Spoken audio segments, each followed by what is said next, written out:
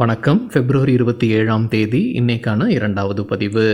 பங்குச்சந்தையில் நடந்த சில விஷயங்களை விரைவாக பார்க்கலாம். முக்கியமான தகவல், நான் செபி ரெஜிஸ்டர்ட் அட்வைசர் கிடையாது.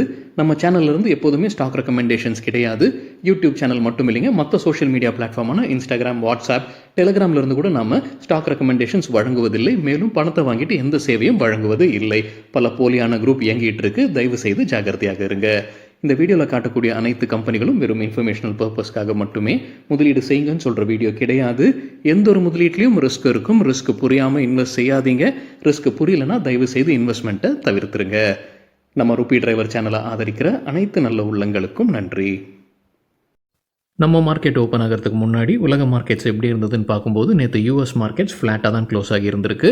பெரும்பாலான யூரோப்பியன் மார்க்கெட்ஸ் க்ரீனில் க்ளோஸ் ஆகியிருந்திருக்கு நேற்று. இன்றைக்கி நம்ம மார்க்கெட் ஓப்பன் ஆகிறதுக்கு முன்னாடி ஏஷியன் மார்க்கெட்ஸ் எப்படி இருக்குன்னு பார்க்கும்போது பெரும்பாலும் ரெட்டில் தான் ட்ரேட் ஆகிட்டு இருந்தது. குறிப்பாக கிஃப்ட் நிஃப்டி ஃப்ளாட்டாக ட்ரேட் ஆகிட்டு இருந்தது. நம்ம மார்க்கெட் ஓப்பன் ஆகிறதுக்கு முன்னாடி எடுத்த ஸ்க்ரீன்ஷாட் இது. இந்த வீடியோ சேர தருணத்தில் நம்ம மார்க்கெட் ஓப்பன் ஆகி நிஃப்டி ஃப்ளாட்டாக ட்ரேட் ஆகிட்டு இருக்கு. சில இண்டிவிஜுவல் ஸ்டாக்ஸ் மற்றும் செய்திகள் விரைவாக பார்க்கலாம். ஆசாம் மாநிலத்தில் 5.0 ரிக்டர் அளவில் நிலநடுக்கம் ஏற்பட்டிருப்பதாக எக்கனாமிக் டைம்ஸில் தகவல் கொடுத்துருக்கிறாங்க. டொனால்ட் ட்ரம்ப் மற்றும் யுக்ரைனுடைய தலைவர் ஜெலன்ஸ்கி விரைவில் கனிம ஒப்பந்தத்தில் கையெழுத்திடுவாங்கன்னு ஹிந்து பத்திரிகையில் தகவல் கொடுத்துருக்காங்க. சில தினங்களாக இந்த செய்தி நம்ம பார்த்துக்கிட்டு இருக்கோங்க. $500 பில்லியன் மதிப்பிற்கான கனிமத்தை யூஎஸ்ஏ ஆக்சஸ் பண்ணுறதுக்கான ஒப்பந்தம் தான் இதுன்னு முன்னவே நம்ம பார்த்துருந்தோம். யுக்ரைன் அதற்கு எதிர்ப்பு தெரிவிச்சுக்கிட்டே வந்தாங்க. ஆனால் இப்போ அவங்க அதில் கையெழுத்திட இருக்கிறாங்கன்னு ஹிந்து பத்திரிகையில் தகவல் கொடுத்துருக்காங்க. இதற்காக ஜெலன்ஸ்கி யூஎஸ்ஏக்கு போகிறதுக்கான வாய்ப்புகள் இருக்குன்னு சொல்லியிருக்கிறாங்க. DRDO defence research development organisation மற்றும் இந்தியன் நேவி 2 பேரும் இணைந்து நேவல் ஆன்டிஷிப் மிசைல் சோதனை வெற்றிகரமாக முடித்திருப்பதாக மணி கண்ட்ரோல்லேருந்து கிடைத்த தகவல். நுவாமா வெல்த் மேனேஜ்மெண்ட் குறித்து மணி கண்ட்ரோல்லேருந்து கிடைத்த ஒரு தகவல். ஏஷியன் பிரைவேட் ஈக்விட்டி நிறுவனமான PAG அவங்களுடைய மெஜாரிட்டி ஸ்டேக்கை விற்பனை செய்வதற்கான வாய்ப்பு இருக்குது. அதாவது நுவாமா வெல்த் மேனேஜ்மெண்ட்டில் 54% ஸ்டேக்கை அவங்க விற்பனை செய்வதற்கான வாய்ப்புகள் இருக்குன்னு மணி கண்ட்ரோலில் தகவல் கொடுத்துருக்குறாங்க. இன்சூரன்ஸ் கம்பெனிகள் குறித்து மணி கண்ட்ரோல்லேருந்து கிடைத்த ஒரு தகவல். மத்திய அரசு ஒரு விதியை மாற்றுவதற்கான வாய்ப்பு இருக்குது. அது குறித்து பரிசீலனை செய்து வராங்க. அது கொண்டு வந்தாங்கன்னா இன்சூரன்ஸ் இண்டஸ்ட்ரிக்கே அது ஒரு பாதிப்பை ஏற்படுத்தும்னு இண்டஸ்ட்ரி தரப்பு சொல்லியிருக்கிறாங்க. தகவல் கிடைத்தது மணி கண்ட்ரோல்லேருந்து. எந்த விதியை மாற்றுவதற்கான வாய்ப்புகள் இருக்குது? ஃப்ரீ லுக் பீரியட் இப்போ 15 நாட்கள் இருக்குது. நேரடியாக நம்ம ஒரு ப்ராடக்ட்டை வாங்குகிறோம், இன்சூரன்ஸ் ப்ராடக்ட்டை வாங்குறோம்னா 15 நாட்கள் இருக்குது. நம்ம ஆன்லைனில் வாங்கும்போது 30 நாட்கள் இப்போ ஃப்ரீ லுக் பீரியட் இருக்குது. அதை ஒரு ஆண்டாக நீட்டிப்பதற்கான வாய்ப்பு இருக்குது. அது குறித்து பரிசீலனை செய்து வராங்க மத்திய அரசு. அப்படி ஒரு ஆண்டை அவங்க மாற்றினாங்கன்னா இன்சூரன்ஸ் கம்பெனி தரப்பு என்ன சொல்லியிருக்கிறாங்கன்னா 2 பிரச்சனைகள் சொல்லியிருக்கிறாங்க. ஒன்று, அது தவறாக பயன்படுத்தப்படும். மற்றொன்று, நிதி இழப்பு ஏற்படும் கம்பெனிகளுக்குன்னு அவங்க தரப்பு கருத்து சொல்லியிருக்கிறாங்க. ஸோ ஃப்ரீ லுக் பீரியட்னா என்ன தெரியாதவங்களுக்காக இப்போ நம்ம ஒரு இன்சூரன்ஸ் ப்ராடக்ட்டை நேரடியாக வாங்குறோம் அப்படின்னா 15 நாட்கள் இருக்குது.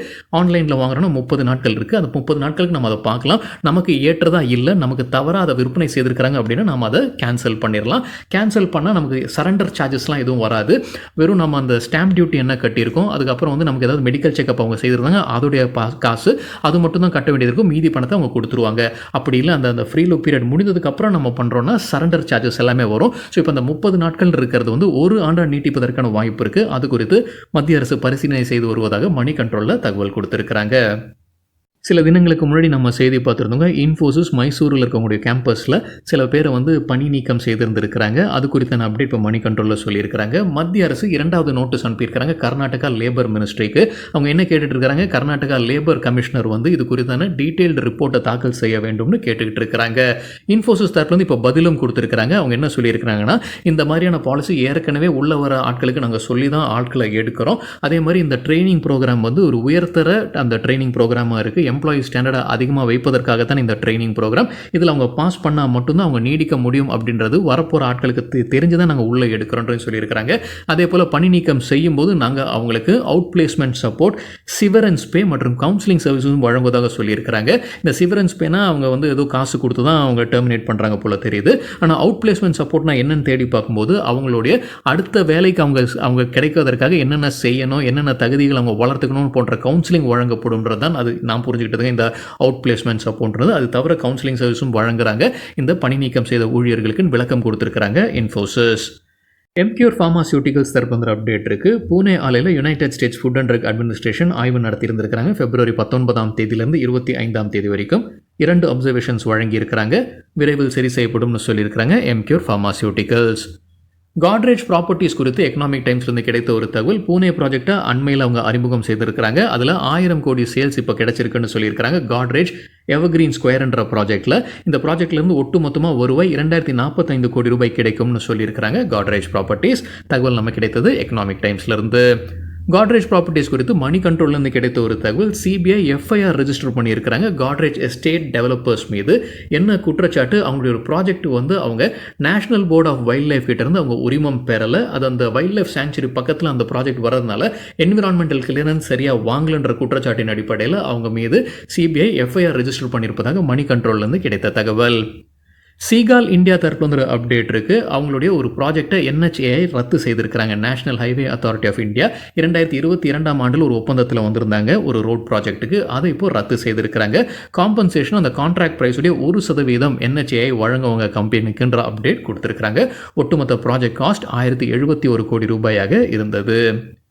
எலக்ட்ரானிக் ஸ்மார்ட் இந்தியா தரப்புல ஒரு அப்டேட் இருக்குது. ஹைதராபாத்தில் அவங்களுடைய மல்டி பிராண்ட் ஸ்டோருடைய கமர்ஷியல் ஆப்ரேஷன்ஸ் துவங்கி இருக்கிறாங்க.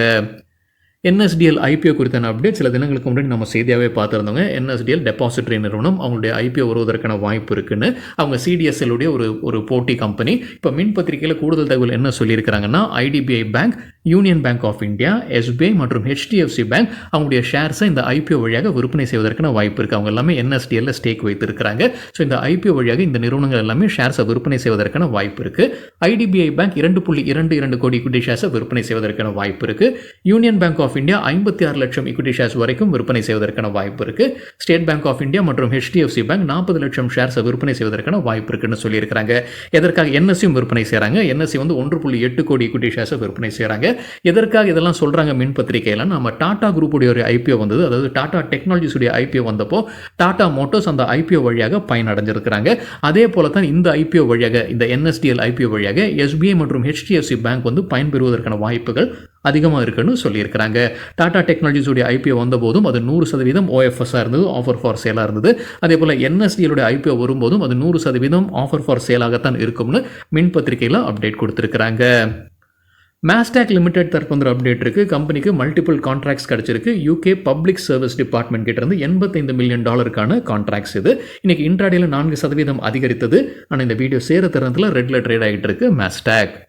டிட்டாகர் ரெயிலுக்கு மார்கன் ஸ்டான்லி தொடர்ந்து ஓவர் வெயிட் ரேட்டிங் கொடுத்துருக்காங்க. ஆனால் டார்கெட் ப்ரைஸை குறைச்சிருக்கிறாங்க. 1300 ரூபாயிலிருந்து 1090 ரூபாயாக குறைச்சிருக்கிறாங்க. அல்ட்ராடெக் சிமெண்ட் குறித்து நம்ம வீக்கெண்டில் செய்தி பார்த்துருந்தோங்க. அவங்க புது பிஸ்னஸில் என்டர் பண்ணுறாங்க. கேபிள்ஸ் அண்ட் வயர்ஸ் பிஸ்னஸில் 1800 கோடி ரூபாய் கேபிட்டல் எக்ஸ்பெண்டிச்சரும் போர்டு ஒப்புதல் கொடுத்துருக்காங்கன்ற செய்தி நம்ம பார்த்துருந்தோம். அதற்கான ரியாக்ஷன் பார்க்கும்போது 5% வீழ்ச்சியை பார்த்து இன்னைக்கு இன்ட்ராடேயில் அல்ட்ராடெக் சிமெண்ட் தகவல் கிடைத்தது மணி கண்ட்ரோலிருந்து. அதே போல் கேபிள்ஸ் அண்ட் வயர்ஸில் ஏற்கனவே இருக்கக்கூடிய கம்பெனிகளும் இன்றைக்கி வீழ்ச்சியை பார்த்துருக்கு. KI இண்டஸ்ட்ரீஸ், பாலிகேப் 10% வீழ்ச்சியை பார்த்தது. ஹேவல்ஸும் இன்னைக்கு இன்ட்ராடேயில் வீழ்ச்சியை பார்த்துருக்குன்னு அதே செய்தியில் சொல்லியிருக்கிறாங்க. ஜெஃப்ரீஸ் என்ன சொல்லியிருக்கிறாங்க? அல்ட்ராடெக் சிமெண்ட் கீழே போகும்போது அதை வாங்குறது ஒரு நல்ல ஆப்பர்ச்சுனிட்டியாக இருக்கும்னு ஜெஃப்ரீஸ் அவங்களுடைய கருத்தை தெரிவிச்சிருக்கிறாங்க. வெசூவியஸ் இந்தியா டிவிடெண்ட் மற்றும் ஸ்டாக் ஸ்பிளிட் அறிவிச்சிருக்கிறாங்க. டிவிடெண்ட் ஒரு ஷேருக்கு 14 ரூபாய் 50 பைசா. அதற்கான record date May 1 stock split 10 ரூபாயாக இருக்கக்கூடிய ஃபேஸ் வேல்யூ 1 ரூபாயாக மாற்றுறாங்க. அதற்கான ரெக்கார்ட் டேட் பின்னர் அறிவிக்கப்படும் சொல்லியிருக்கிறாங்க வெசூவியஸ் இந்தியா. ஜூபிட்டர் வேகன்ஸ் தரப்பு அப்டேட் இருக்குது. அவங்களுக்கு ஒரு ஆர்டர் கிடச்சிருக்கு. 255 கோடி ரூபாய்க்கான ஆர்டர். 9140 வீல் செட் சப்ளை செய்யக்கூடிய ஆர்டர். யார்கிட்ட இருந்து? பிரெய்த்வைட் அண்ட் கம்பெனி கிட்ட இருந்து கிடைத்த ஆர்டர் இது. SBI கார்டுக்கு Motilal Oswal financial services buy recommendation கொடுத்துருக்காங்க. டார்கெட் 880. கொடுத்துருக்கிற கால அளவு அடுத்த 3-4 வாரங்கள். நியூஜென் சாஃப்ட்வேர் டெக்னாலஜிஸ் தரப்பு அப்டேட் இருக்குது. USA சார்ந்த ஒரு கிளைண்ட் கிட்ட இருந்து அவங்களுக்கு கான்ட்ராக்ட் கிடச்சிருக்கு. 3 ஆண்டிற்கானது. அதோடைய தொகை $19,30,000. டாடா மோட்டர்ஸ் குறித்து எக்கனாமிக் டைம்ஸ்லேருந்து கிடைத்த ஒரு தகவல். மிக மோசமாக பர்ஃபார்ம் பண்ணியிருக்கக்கூடிய ஸ்டாக் டாடா மோட்டர்ஸ்னு சொல்லியிருக்காங்க. அதாவது நிஃப்டியில் இருக்கக்கூடிய ஸ்டாக்ஸ்லேயே மிக மோசமாக பர்ஃபார்ம் பண்ணியிருக்கிற ஸ்டாக் வந்து டாடா மோட்டர்ஸ். 44% வீழ்ச்சியை பார்த்துருக்கு கடந்த ஜூலை 2024 ஒப்பிடும்போது. அப்போ தான் பீக்குக்கு போயிருக்கிறாங்க 1179. அங்கேருந்து 44% விழுந்திருக்கு. மார்க்கெட் கேபிட்டலைசேஷன் வந்து 9.9 லட்சம் மணிக்கும் 1.9 லட்சம் கோடி இழந்திருக்கிறாங்க மார்க்கெட் கேபிட்டலைசேஷனில். தகவல் கிடைத்தது எக்கனாமிக் டைம்ஸ்லேருந்து. டெலிவரி நிறுவனம் தரப்பு அப்டேட் இருக்குது. Directorate of Commercial Taxes West பெங்கால்லேருந்து அவங்களுக்கு டாக்ஸ் நோட்டீஸ் வந்திருக்கு.